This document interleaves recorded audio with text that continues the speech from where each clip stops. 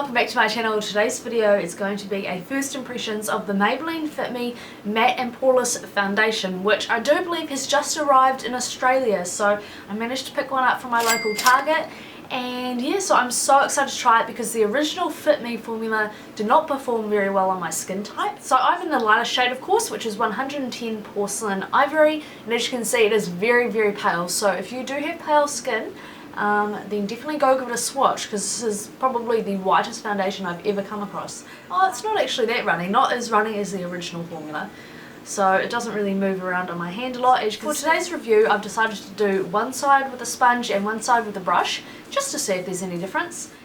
Because the name of this foundation is Matte and Poreless, I'm not going to use a primer because I want to see if it does like sink into my pores or anything like that.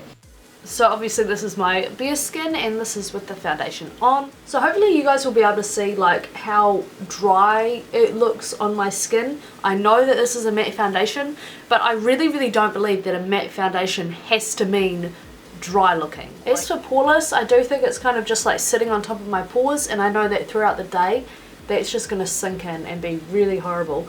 But what I do like about the foundation is that the colour match is really close for my very white skin.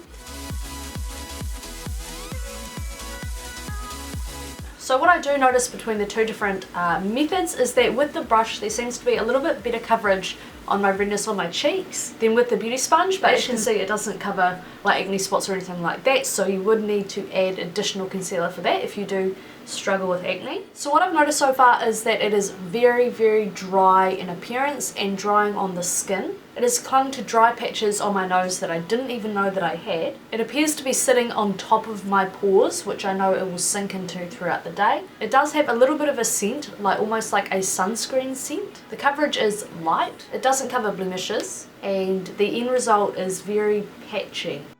So what I'm going to do now is take a little bit more foundation and I'm just going to see if this is buildable. So as you can see, that coverage has builded up to medium to full coverage now.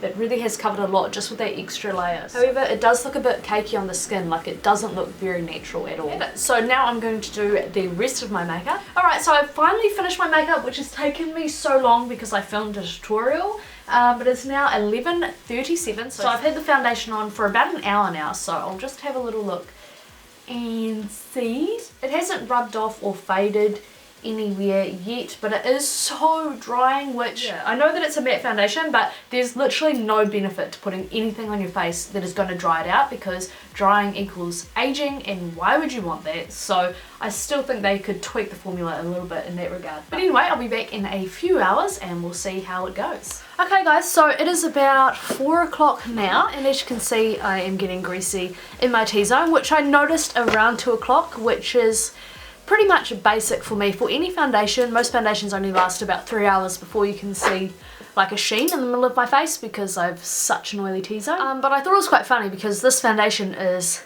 called Matte and Poreless, but it really emphasizes my clogged pores like on my chin, as well as on my nose, and I feel like some of the texture in some spots is a little bit off, but the coverage has really lasted and it hasn't transferred or anything. So I'll be back at the end of the night and we'll see what kind of happens in the T-zone. So it might rub off around my nose, but I'm not sure, so we'll see how that goes. Alright guys, so it's now 8 o'clock now. So as you can see, you know, I've got that definite glow in the center of my face, which most oily people have, but I'm really impressed with how well the foundation has managed to stick to like the sides of my face and basically all around my face. But I hate this bit down here, how it's really emphasized on my pores.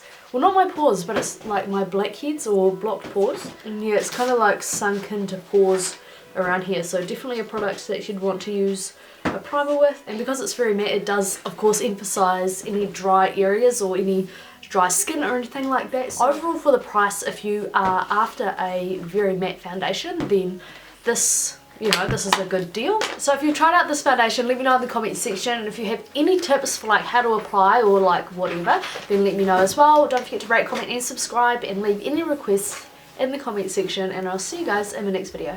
Bye.